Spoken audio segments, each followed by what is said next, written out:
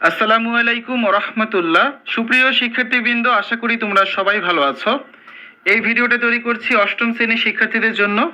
2024 সালে ষান্মাসিক সামষ্টিক মূল্যায়নের অষ্টম শ্রেণীর জীবন ও জীবিকা পরীক্ষাটা হবে 3 জুলাই। তোমাদের অষ্টম শ্রেণীর জীবন ও জীবিকা পরীক্ষার জন্য আমি একটি চূড়ান্ত সাজেশন তৈরি করেছিলাম। এই সাজেশনের এটা হচ্ছে চতুর্থ পর্ব। আমরা এর আগের 3টা পর্বে তোমাদের সকল একক কাজ এবং জোড়াই কাজের সমাধান করেছি। আজকে চতুর্থ পর্বে আমরা হচ্ছে দলগত কাজের সমাধানগুলো করব, ঠিক আছে? তো যারা আগের পর্বগুলো দেখোনি, আমাদের চ্যানেলের প্লেলিস্ট অপশন থেকে দেখে নিতে পারো। আশা করি তোমাদের খুব ভালো একটা পরীক্ষা হবে যদি তোমরা এই প্রশ্নের সমাধানগুলো বাসা থেকে প্র্যাকটিস করে যাও, ঠিক আছে? দেখো, দলগত কাজ।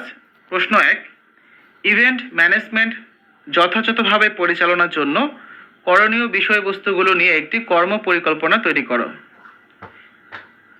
ইভেন্ট ম্যানেজমেন্ট কার্যক্রম পরিচালনার লক্ষণীয় বিষয়গুলো হচ্ছে: দলগত যোগাযোগের মাধ্যমে কার্যকর সিদ্ধান্ত গ্রহণ করতে হবে, আয়োজনে অভিনবত্ব আনয়ন করতে হবে, চাহিদা বা উদ্দেশ্য অনুযায়ী অনুষ্ঠান সাজাতে হবে, নিষ্ঠার সঙ্গে মিতব্যয়ী বাজেট প্রণয়ন এবং পরিচালনা করতে হবে, আয়োজনে শৃঙ্খলা, নিরাপত্তা এবং সকলের প্রবেশগম্যতা নিশ্চিত করতে হবে, নির্ধারিত সময়ের মধ্যে আয়োজন সম্পন্ন করতে হবে, আয়োজনে প্রয়োজনীয় সব জিনিসের প্রাপ্তি এবং অনুমতি গ্রহণ ইত্যাদি নিশ্চিত করতে হবে, আয়োজন শেষে পরিচ্ছন্নতা নিশ্চিত করতে হবে।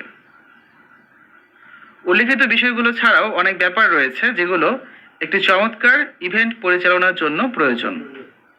একটি সফল ও সুন্দর অনুষ্ঠানের জন্য প্রয়োজন সুষ্ঠুভাবে সংগঠন, শৃঙ্খলা নিশ্চিতকরণ এবং নিয়ন্ত্রণ।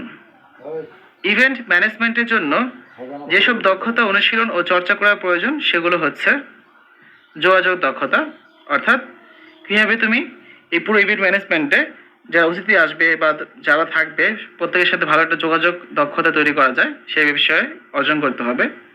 সংগঠন ও সময় ব্যবস্থাপনা দক্ষতা, পুরো ইভেন্ট ম্যানেজমেন্টটাকে কীভাবে নির্দিষ্ট সময়ের মধ্যে সম্পন্ন করা যায় এবং সাংগঠনিক ক্ষমতা তোমার কীরকম থাকে তার একটা দক্ষতা অর্জন করতে হবে। বাজেট ব্যবস্থাপনা দক্ষতা, অর্থাৎ পুরো ইভেন্ট ম্যানেজমেন্ট করতে কী পরিমাণ খরচ হতে পারে, কতটুকু কম খরচ ইভেন্ট ম্যানেজমেন্টটা করা যায় তার একটা দক্ষতা তোমার থাকতে হবে। আর সৃজনশীলতা, উদ্ভাবনী ক্ষমতা, একই রকম ইভেন্ট করতে থাকলে একঘেয়েমি চলে আসে, তো সেক্ষেত্রে হচ্ছে কিছু নতুনত্ব আনতে হবে, কাজে অভিনবত্ব আনতে হবে, এই জন্য সৃজনশীলতা আর উদ্ভাবনী ক্ষমতা থাকতে হবে। প্রশ্ন 2, তুমি কিভাবে তোমার বিদ্যালয়ের কোনো একটি ইভেন্ট ম্যানেজমেন্ট পরিচালনা করবে তার বিস্তারিত একটি পরিকল্পনা তুলে ধরো। আমি যেভাবে আমার বিদ্যালয়ের কোনো একটি ইভেন্ট ম্যানেজমেন্ট পরিচালনা করব তার বিস্তারিত একটি পরিকল্পনা নিম্নে তুলে ধরা হলো। দলগত যোগাযোগের মাধ্যমে কার্যকর সিদ্ধান্ত গ্রহণ করতে হবে। দলের সবাই মিলে আলোচনা করে একত্রিত হয়ে একটা সিদ্ধান্তে উপনীত হতে হবে। তাই প্রথমেই আমরা আমাদের পুরো ইভেন্ট পরিচালনার জন্য একটা খসড়া তালিকা তৈরি করব। আয়োজনে অভিনবত্ব আনয়ন করতে হবে। প্রাথমিক খসড়া তৈরি হওয়ার পর এখন আয়োজনটাকে কিভাবে নতুনত্ব দেওয়া যায় সে ব্যাপারে খেয়াল রাখবো।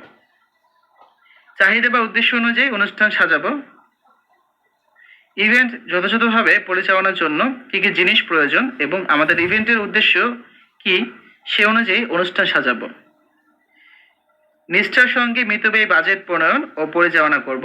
অনুষ্ঠানটিকে নিজের বলে ভাবতে হবে, অযথা খরচ বা বাড়তি খরচ যেন না হয় সেদিকে সতর্ক দৃষ্টি রাখতে হবে।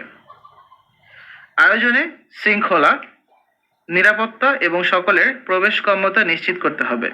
যে কোনো অনুষ্ঠানে এটি একটি অপরিহার্য দিক যা অবশ্যই নিশ্চিত করা প্রয়োজন। আমন্ত্রিত ব্যক্তিদের মধ্যে বিশেষ অতিথি, আমাদের এলাকার কাউন্সিলর এবং সম্মানিত অতিথিবৃন্দের জন্য বিশেষ নিরাপত্তা ব্যবস্থা করব। মঞ্চ, সাজসজ্জা ইত্যাদিতে নিরাপদ বৈদ্যুতিক লাইন ও নিরাপদ পানির ব্যবস্থা রাখব।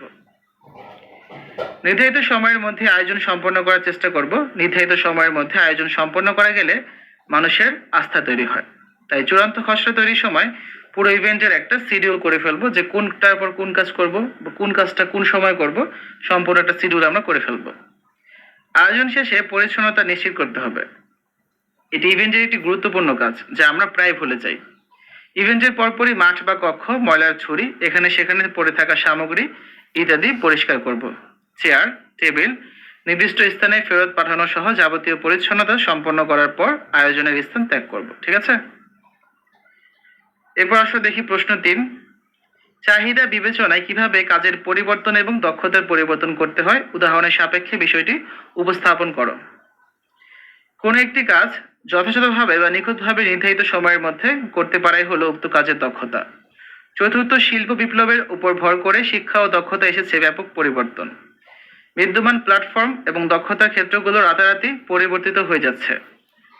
গত এক দশকে এই পরিবর্তনের হার পূর্ববর্তী কয়েক দশকেরও চেয়ে বেশি। কিছু পেশা বা চাকরি পড়ে যাচ্ছে ঝুঁকির মধ্যে, অন্যদিকে নতুন নতুন পেশার ক্ষেত্র তৈরি হচ্ছে। চাকরি, ব্যবসা, আত্মকর্মসংস্থান সর্বক্ষেত্রেই প্রাধান্য পাচ্ছে দক্ষতার বিষয়টি।